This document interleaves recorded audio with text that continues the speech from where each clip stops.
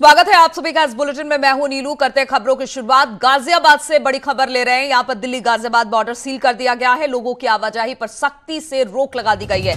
Border पर गाड़ियों की लंबी लंबी कतारें इस दौरान देखी जा रही है। आवागमन पर रोक से परेशानी लोगों की बढ़ गई है। सिर्फ जरूरी सेवाओं के लिए जाने की इजाजत है। सीएमओ की सलाह पर प्रशासन का फैसला सामने आया है, जिसमें कोरोना संक्रमण की आशंका के चलते ये फैसला लिया गया है। तो गाजियाबाद और दिल्ली बॉर्डर को सील कर दिया गया है। हम आपको बता दें कि 6 कोरोना पॉजिटिव मामले मिलने के बाद गाजियाबाद दिल्ली बॉर्डर सील कर दिया गया है। लोगों की आवाजाही पर सख्ती से रोक लगा दी गई है। बॉर्डर पर गाड़ियों की लंबी लंबी कतारें लगी है, क्योंकि लगातार वहां पर चेकिंग हो रही है। क्योंकि आम दिनों की तरह लोग वहां पर आ जा रहे थे, जिनको भी छूट मिली थी, जो भी जिनके पास पासेस थे, लेकिन अब उन पर भी सख्ती की गई है। आवागमन पर रोक से परेशानी लोगों की बढ़ गई है।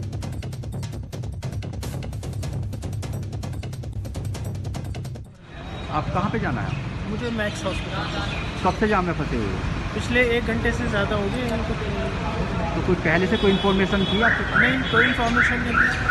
गाजियाबाद में लगातार बढ़ रहे कोरोना पेशेंट के चलते जहां एक और सीएमओ ने अपनी एक रिपोर्ट जिलाधिकारी को सौंपी, जिसके चलते उन्होंने ये कहा कि ऐसे 6 लोग पाए गए हैं जो कि दिल्ली से आवागमन करते हैं और इस दौरान संक्रमित हुए हैं। उसके बाद से दिल्ली यूपी बॉर्डर को सील कर दिया है। फिलहाल हम खड़े हैं गाजियाबाद के ही यहाँ गाजीपुर बॉर्डर पर, और आप देख सकते हैं यहाँ दिल्ली पुलिस ने भी अपने बैरिकेड्स लगाए हैं, साथ ही यूपी पुलिस ने भी अपने बैरिकेड्स लगाए हैं। तमाम आने जाने वालों की गहनता से जो है जांच की जा रही है, उनसे पूछा जा रहा है, क्योंकि इस दौरान सिर्फ और सिर्फ वही वाहन यहां से गुजर सकेंगे जो कि या तो मेडिकल इमरजेंसी में है, या जिनके पास पासेस बने हुए हैं, या अन्य किसी जरूरी काम की वजह से उन्हें जाना पड़ रहा है। ऐसे लोगों को ध्यान में रखते हुए प्रशासन की तरफ से उनके लिए पास भी जारी किए गए हैं। लेकिन कुछ एक गाड़ियां इनमें ऐसी भी शामिल हैं जो कि लोग बाग बेवजह ही घर से बाहर निकले हैं, जिन्हें पुलिस समझा बुझाकर वापस भेज रही है। वहीं दूसरी ओर चालान भी किए जा रहे हैं ऐसी गाड़ियों की जो बिना बात के घर से निकले हुए हैं या नियमों का पालन नहीं कर रहे हैं। कैमरा पर्सन शिवम के साथ अमित राणा, न्यूज़ 18 उत्तर प्रदेश। तो गाजियाबाद और दिल्ली बॉर्डर को सील कर दिया गया है। और तस्वीरें कुछ देर पहले की जो अभी टीवी स्क्रीन पर आप देख रहे हैं कि लगातार वहां पर लोगों की भीड़ इकट्ठा होती जा रही है। जो भी आम दिनों की तरह जिनको भी छूट दी गई थी वहां पर जब पहुंचे हैं। और ये सीधी तस्वीरें आप देख सकते हैं दिल्ली गाजियाबाद बॉर्डर की, जहां पर लोगों से पूछताछ चल रही है। उनको वहां पर रोका जा रहा है, आने जाने पर मनाही है। क्योंकि हम आपको बता दें कि कल 6 मामले ऐसे आए थे जो संक्रमित थे, जो दिल्ली से गाजियाबाद आते जाते थे। उनको देखते हुए जो सीएमओ है उत्तर प्रदेश के, उन्होंने कहा, नोएडा के सीएमओ है, उन्होंने कहा कि इस पर रिपोर्ट दी डीएम को, और डीएम ने इस पर जाकर कार्रवाई की है। अपनी नाइट ड्यूटी करके ही जा रही थी एंड इसके बाद में यहाँ पे ऑलरेडी आप देख रहे हैं बहुत ज़्यादा जाम लगा हुआ है। बट ये था कि मतलब मैंने उनको बताया कि मैं नाइट ड्यूटी करके जा रही हूँ, बट स्टिल उन्होंने कार्ड भी देखा, but still they are saying कि नहीं, हम आपको नहीं जाने देंगे, और ऊपर से ऑर्डर आ रहा है। अब मुझे और कोई रास्ता पता नहीं है, तो प्लीज़ आप बताइए मैं कहाँ से जाऊँ। आपने रिक्वेस्ट भी किया है यहाँ पे ऑफिसर से? उनकी सीनियर से रिक्वेस्ट किया, but they are not listening. तो तस्वीरें हम आपको दिखा रहे हैं दिल्ली गाजियाबाद बॉर्डर की है, जो रोज आते जाते थे इस लॉकडाउन के समय में भी, जिनको छूट दी गई थी। अब उनकी आवाजाही पर भी रोक लगा दी गई है। दिल्ली और उत्तर प्रदेश के बॉर्डर को गाजियाबाद के पास सील कर दिया गया है, और गाजियाबाद से दिल्ली जाने वाले लोग अब मुसीबत में है। वहां पर उनकी गाड़ियों को रोका जा रहा है। गाजीपुर बॉर्डर से सुशील पांडे इस वक्त हमारे साथ जुड़े हैं, जबकि नोएडा से प्रीति श्रीवास्तव हमारे साथ जुड़े हैं। सुशील, अगर गाजीपुर बॉर्डर की बात की जाए तो कल रात से ही हमने सुना था कि 12 बजे के बाद ये ऑर्डर आए थे डीएम के कि अब जो गाजियाबाद है और दिल्ली है उसकी आवाजाही त्वरित गति से बंद कर दी जाएगी, सील कर दिया जाएगा। अब किस तरह की परेशानी दिल्ली से गाजियाबाद आने वाले और गाजियाबाद से दिल्ली जाने वाले लोगों के लिए? जी देखिए नीलू, एक बड़ी समस्या फिलहाल ये है, क्योंकि देखिए ये जो आपको मैं दिखाना चाहूंगा, अपने कैमरा पर्सन से रिक्वेस्ट करूंगा। देखिए नीलू, ये लंबी कतार है, और ये फिलहाल वो लोग हैं जो दिल्ली से गाजियाबाद में एंट्री करना चाहते हैं। लेकिन आप देख सकते हैं कि ये जो कतार है वो बहुत लंबी है, क्योंकि नीलू ये फिलहाल वो जो गाजीपुर मंडी है उससे लगभग 1 किलोमीटर के आगे जो बैरिकेड्स हैं वो लगाए गए हैं, और 1 किलोमीटर का ये पूरा काफिला है। पुलिस वाले फिलहाल लोगों को समझा रहे हैं, लेकिन बावजूद इसके जो गाड़ियां हैं वो दिल्ली से लगातार आ रही हैं। लोगों का ये कहना है जिसमें आवश्यक वस्तु है वो हमारे अपरिहार्य परिस्थितियों को छोड़ करके किसी भी तरीके का आवागमन बिना वैलिड पास के अलाउड नहीं है, तो उसी का अनुपालन यहाँ पे कराया जा रहा है। मैम ये पूरा अभी जो जाम लग गया किस तरह से मैनेज कर रहे हैं आप लोग और क्या? देखिए हम लोग पूरी एफिशिएंसी के साथ में उस चीज़ का ख्याल करते हुए अपनी चेकिंग करा रहे हैं और उसका ख्याल रखा जा रहा है कि ट्रैफिक यूपी पुलिस की ओर से बिल्कुल सुशील हमारे साथ जुड़े हुए थे और सुशील बता रहे थे और हम तस्वीरों में भी लगातार दिखाने की कोशिश करें कि किस तरह से गाजीपुर के पास जो दिल्ली और गाजियाबाद का जो बॉर्डर है उसे सील किया गया है।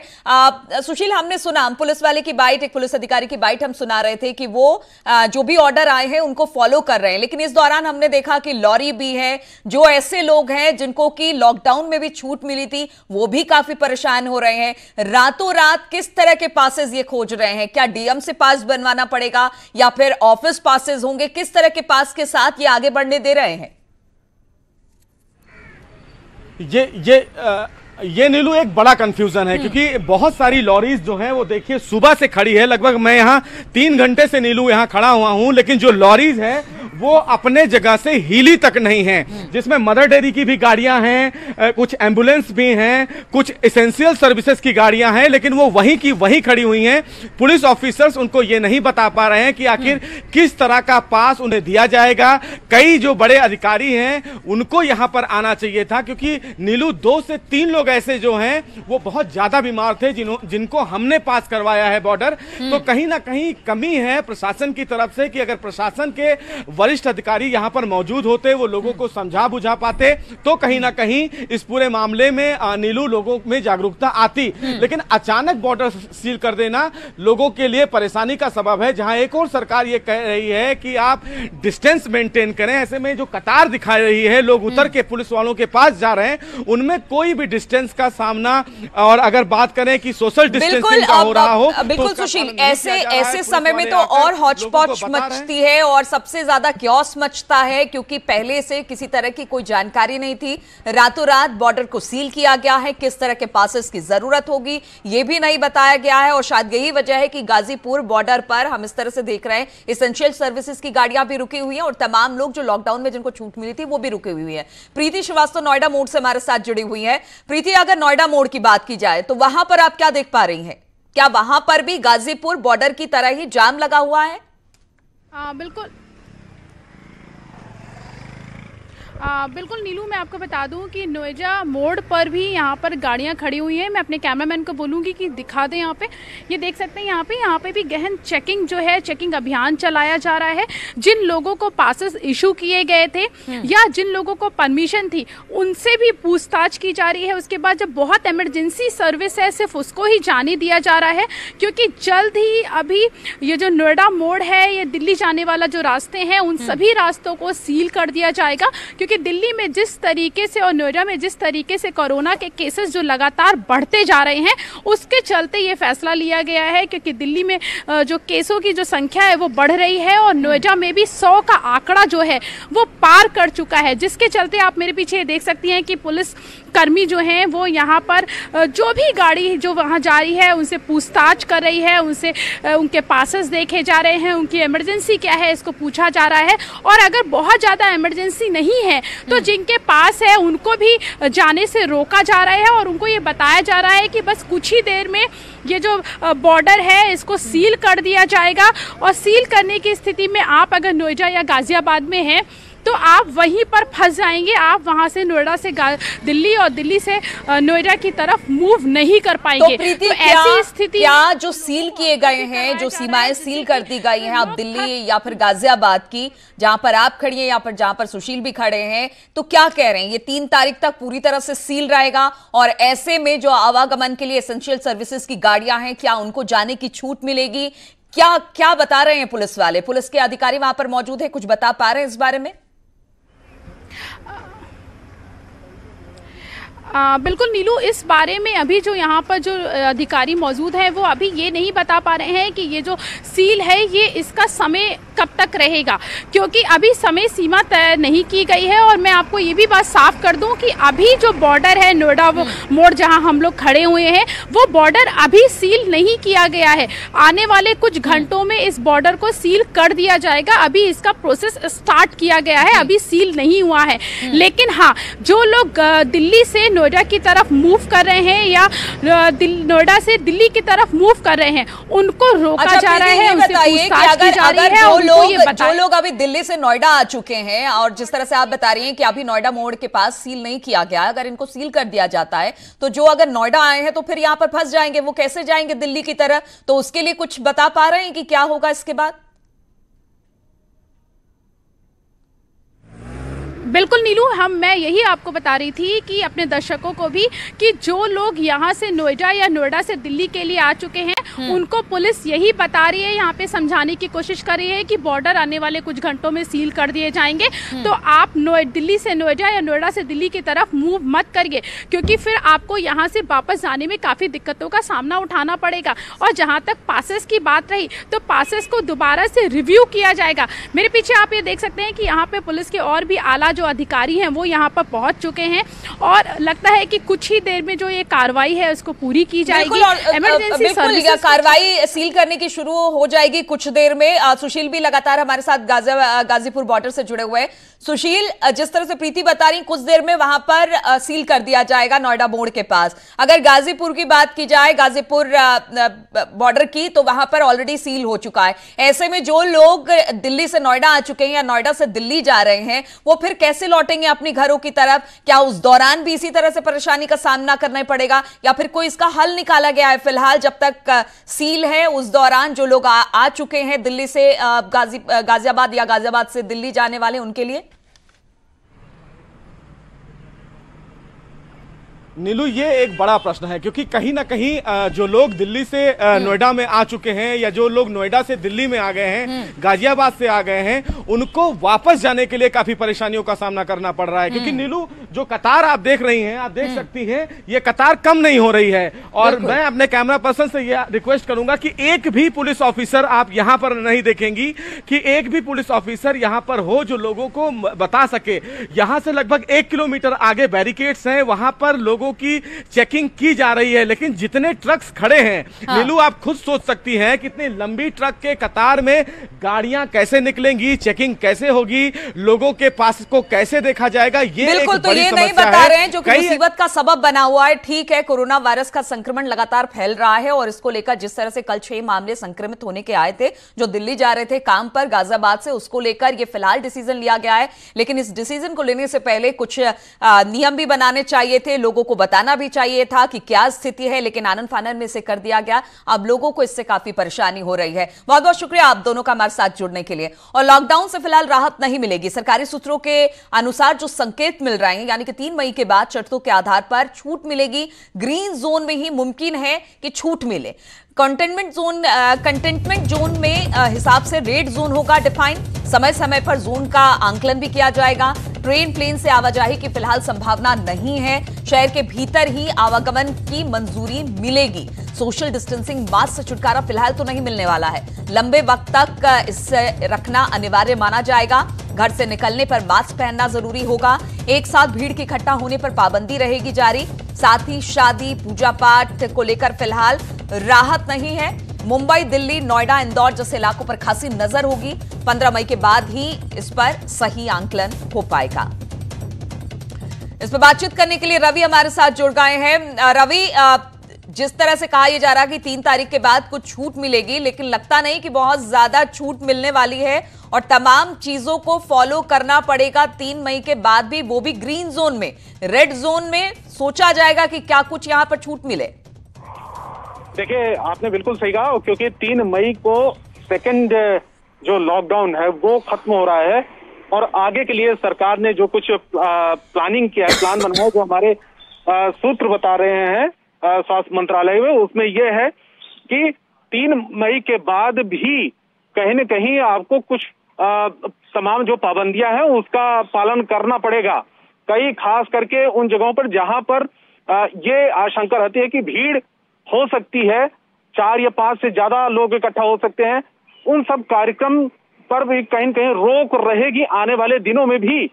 और इसकी वजह यह है कि सोशल डिस्टेंसिंग को आगे कई महीनों तक पालन करवाया जाएगा।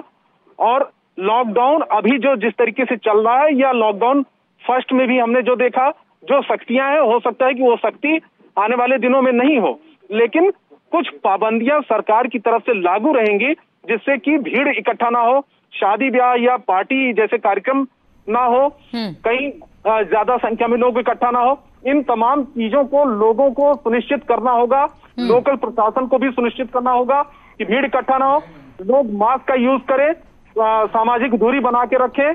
तो ये तमाम जो गाइडलाइंस है आने वाले दिनों में बिल्कुल, तो लंबे समय तक रवि इसे फॉलो करना पड़ेगा। ग्रीन जोन में थोड़ी बहुत छूट मिलेगी, लेकिन इसके बाद जो नियम बनाए गए हैं उसको फॉलो करना पड़ेगा, मास्क को फॉलो करना पड़ेगा, आपको सोशल डिस्टेंसिंग का ख्याल रखना पड़ेगा, और जो भी नियम सरकार की तरफ से दिए जाएंगे उसका भी आपका पालन करना पड़ेगा। बहुत बहुत शुक्रिया आपका रवि, हमारे साथ जुड़ने के लिए।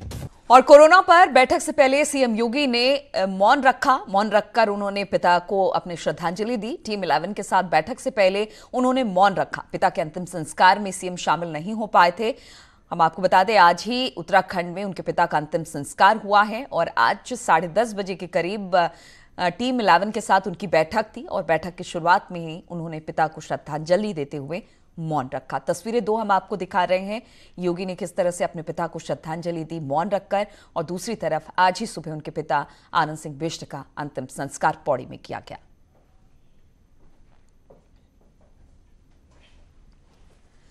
और उत्तर प्रदेश के चिकित्सा शिक्षा मंत्री सुरेश खन्ना न्यूज 18 से बातचीत में कहा कि कोरोना पॉजिटिव से बचने का इलाज बस यही है कि आप घर में रहें। अगर आपको कोई भी सिम्टम्स नजर आते हैं तो तुरंत डॉक्टर से संपर्क करें, छुपाई बिल्कुल भी नहीं।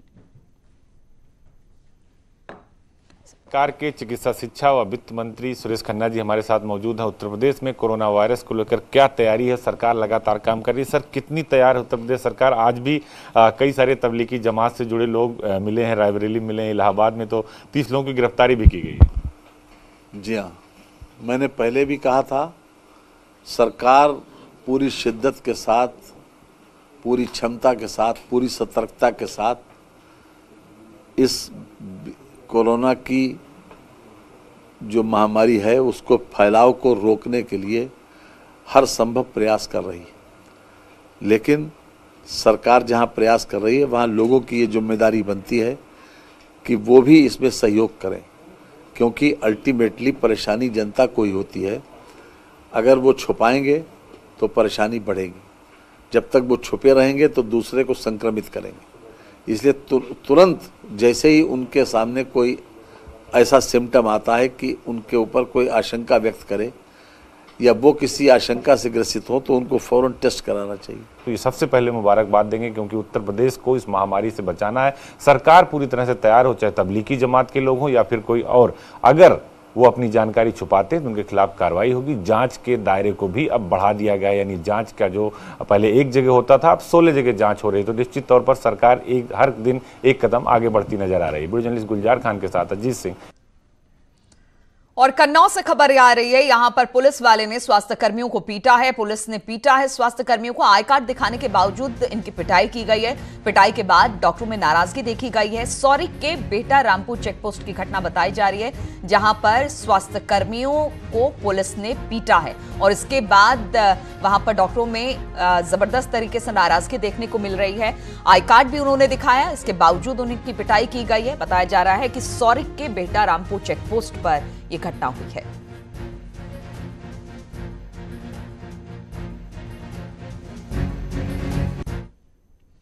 और रायबरेली से बड़ी खबर आ रही है, यहां पर 33 कोरोना पॉजिटिव मरीज मिले हैं। रिपोर्ट में स्वास्थ्य विभाग में हड़कंप है। जिले में अब तक 35 लोग कोरोना पॉजिटिव पाए गए हैं। आगरा में 28 नए कोरोना पॉजिटिव केसेस हैं। आगरा में 295 अब कोरोना मरीजों की तादाद पहुंच गई है। नए मरीजों में 3 जमाती और 6 एसआर हॉस्पिटल के बताए जा रहे हैं।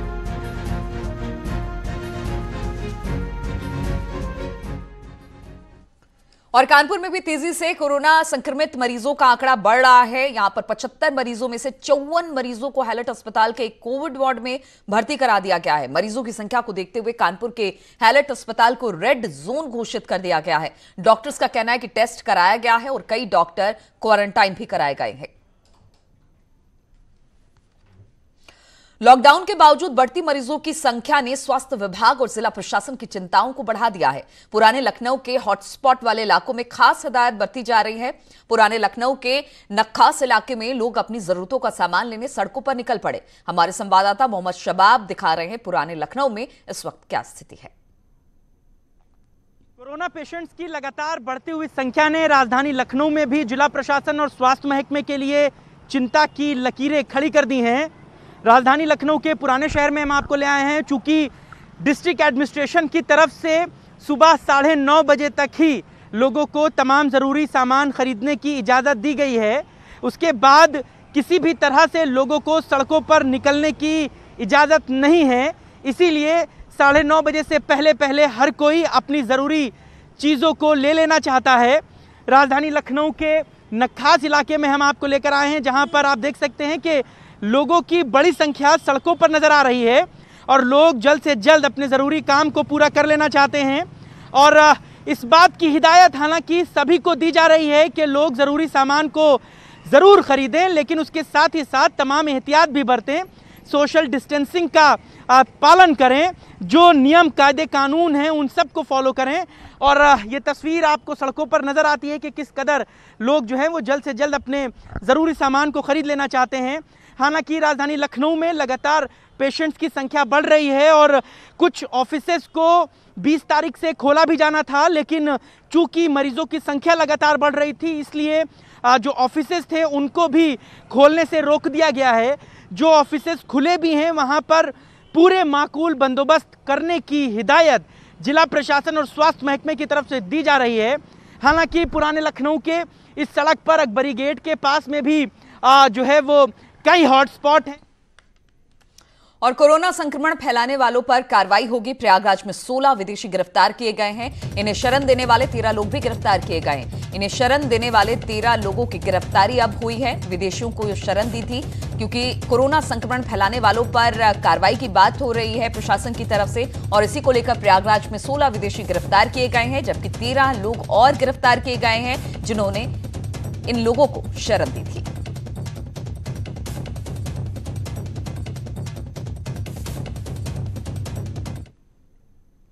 और अमेठी के लाल शहीद उत्तम सिंह का पार्थिव शरीर जब उनके पैतृक गांव पहुंचा तो वहां कोहराम मच गया। गांव के लोगों ने नम आंखों से भावभीनी श्रद्धांजलि दी। इसके बाद राजकीय सम्मान के साथ शहीद का अंतिम संस्कार किया गया। डीएम, एसपी के साथ कई जनप्रतिनिधियों ने शहीद को कंधा दिया। जम्मू कश्मीर के उरी सेक्टर में तैनात उत्तम सिंह 18 अप्रैल को बर्फबारी में जख्मी होने के बाद शहीद हो गए थे। केंद्रीय मंत्री और अमेठी सांसद स्मृति ईरानी ने ट्वीट कर अमर शहीद जवान उत्तम सिंह की शहादत पर विनम्र श्रद्धांजलि देते हुए कहा कि दुख की इस घड़ी में हम सभी शहीद के परिजनों के साथ हैं। स्मृति ने राज्य सरकार से इस बारे में बात की। इसके बाद डीएम अरुण कुमार ने शहीद के परिजनों को 25 लाख की अनुग्रह आर्थिक सहायता दी। 20 लाख रुपए उनकी पत्नी को दिए, जबकि 5 लाख रुपए उनकी मां को दिए। और इन्हीं खबरों के साथ इस बुलेटिन में फिलहाल इतना ही।